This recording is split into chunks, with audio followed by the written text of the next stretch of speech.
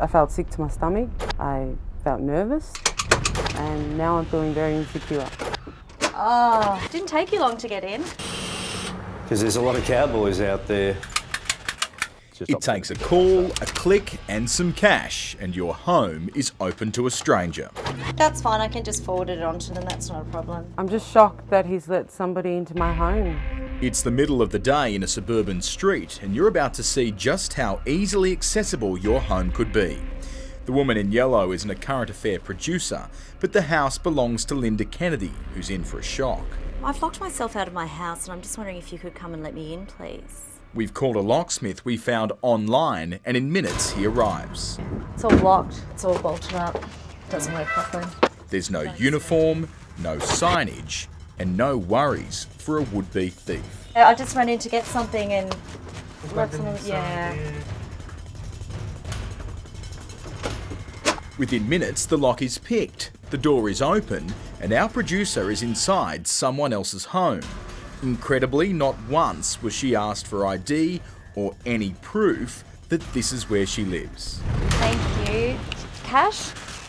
Watching on with our covert cameras is a horrified Linda. What's it feel like to watch someone do this to your house from this distance? They've broken in. Thank you. Gutting. I'm just shocked. On a separate day and a separate suburb, we tested 4 different locksmiths using the same scenario. Mate, the door's up here, I'm guessing that's all you... It's just a pretty standard deadbolt. What we discovered is an industry that's drastically under-regulated with the potential for exploitation. All the locksmiths used by a current affair in this test were randomly picked from the internet.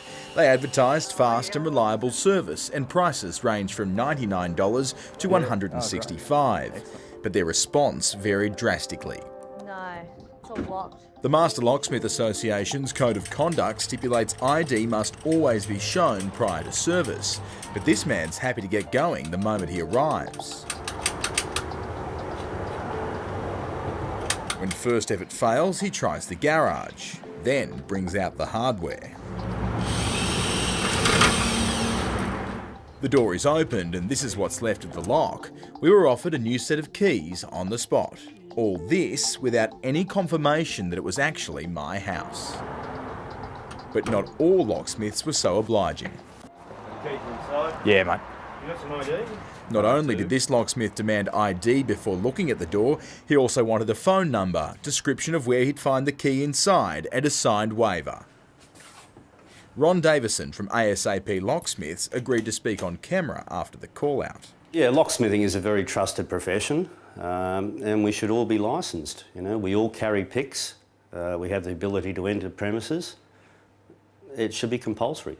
Ron has worked for almost 40 years in the industry and says there are basic checks that should be undertaken at every home. Common sense has to prevail. If they've got ID inside, you can just ask questions, you know. Ask them where the keys are. It's advice that would have helped Linda. Unbelievable that she can just walk out the door like that, unnoticed from anybody. Oh. Now with more homes using window guards and security shutters, your front door could be your biggest vulnerability. We've actually had customers come to us saying that this is what's happened. Paul Mace is operations manager of Eversafe. An alarm system is my recommendation as first line of defence. CCTV is as a second line of defence, which provides evidence, and then I'd have good deadlocks on your doors just to strengthen the door.